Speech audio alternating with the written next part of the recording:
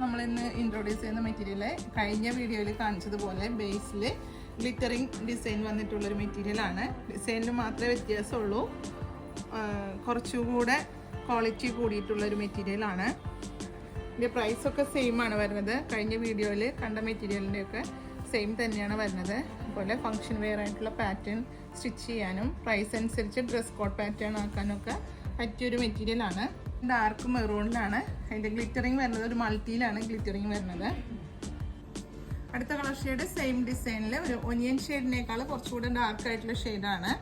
Same ബേസൊക്കെ same വന്നിട്ട് ഡിസൈനൊക്കെ same ആണ്. ഗ്ലിറ്ററിങ് ആണ് ഡിസൈൻ വരുന്നത്.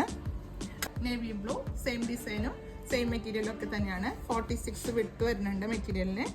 എല്ലാ പാറ്റേണും സ്റ്റിച്ച് ചെയ്യാൻ നല്ലതാണ്. മൾട്ടി ഷെയ്ഡിലാണ് ഇതിൻ്റെ ഒരു ഗ്ലിറ്ററിങ് ഡിസൈൻ വരുന്നത്. അടുത്ത കളറ് ഒരു ബർഗൻഡി ഷെയ്ഡ്, അതിൽ സെയിം ഡിസൈൻ തന്നെ വരുന്നു. 46 വിഡ്ത്ത് വരുന്നുണ്ട്.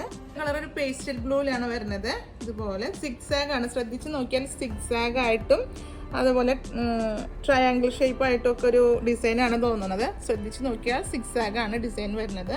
മൾട്ടിയിലാണ് ഇതിൻ്റെ ഒരു ഗ്ലിറ്ററിങ് ഡിസൈൻ വരുന്നത്.